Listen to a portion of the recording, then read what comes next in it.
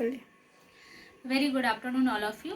आज हम आप लोग को बताने वाले हैं महिलाओं के विरुद्ध हिंसा हमारे समाज में किन किन चीज़ें ऐसी है जिनसे महिलाओं का शोषण किया जाता है, उन पर हिंसा किया जाता है।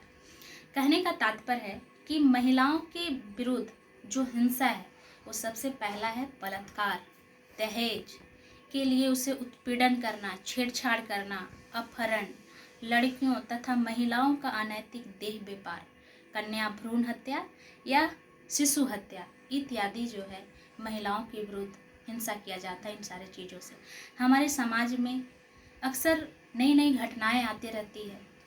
बलात्कार का तो या फिर कहीं पर लड़कियों को दहेज के लिए मार दिया जाता है, उसे जला दिया जाता है, या फिर लड़कियों का भ्रूण हत्या करवाया जाता है कि अगर लड़की पैदा हो गई तो मुझे दहेज देनी पड़ेगी। ये सोचकर हमारा समाज उसे जन्म लेने से पहले ही उसे मार देता है, तो जिसको हम कह सकते हैं महिलाओं के विरुद्ध हिंसा। अब है महिलाओं के प्रति हिंसा को निम्नलिखित भागों में बांटा गया है। जो पहला है आपराधिक हिंसा, और दूसरा है घरेलू हिंसा, और तीसरा है सामाजिक हिंसा, और चौथा है बलात्कारिक हिंसा, और पांचवा है पारिवारिक तनाव का हिंसा। सबसे पहले मैं बता दूं कि आपराधिक हिंसा है क्या। कहने का तात्पर्य है कि हमारे देश में हर क्षेत्रों में ये सुनने को मिलता है कि आज यहाँ पर बलात्कार हुआ, यहाँ पर अपहरण हुआ, तो इसको हम कह सकते हैं आपराधिक हिंसा।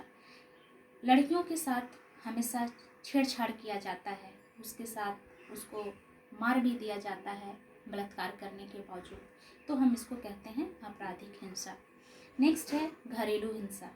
घरेलू हिंसा से तात्पर्य है कि अगर लड़की जब शादी के बाद जब वो अपने पति के घर चली जाती है ससुराल, तो उसके मम्मी पापा अगर उसको दहेज नहीं दे पाते हैं, दहेज में पैसे देने में अगर समस्या है, तो किसी कारणवश अगर वो लड़की के घर वाले लड़कों को अगर नहीं दे पाते हैं, तो उनके लिए ये घरेलू हिंसा किया जाता है दहेज को लेकर। उसके बाद उनके साथ लैंगिक दुर्व्यवहार भी किया जाता है कि अगर शादी होने के बाद अगर बच्चे नहीं हुआ तो उसमें भी उनका शोषण किया जाता है। नेक्स्ट है सामाजिक हिंसा।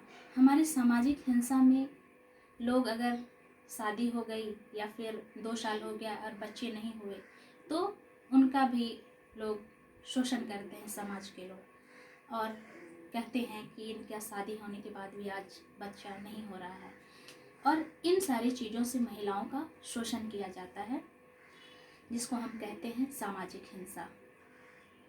नेक्स्ट है बलात्कारी। अभी हमारे देश में जैसे निर्भया कांड, जो हमारा देश के लिए बहुत दर्दनाक ये कांड था, जिससे सारे जनता जितने भी है वो सुन के खौफ हो गए थे, तो ऐसे चीज़ों को हम कह सकते हैं बलात्कारिक हिंसा। इसलिए सरकार से ये आग्रह किया जाना चाहिए कि हर लड़कियों को ये सुरक्षा मुहैया कराया जाए, जिससे हमारे समाज में जो आए दिन घटनाएं घटती है, इससे हमको छुटकारा मिल सके। नेक्स्ट है पारिवारिक तनाव एवं हिंसा।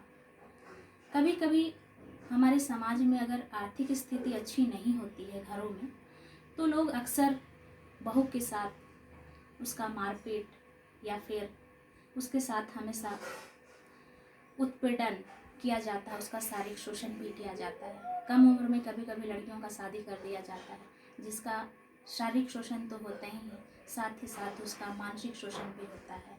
धन्यवाद।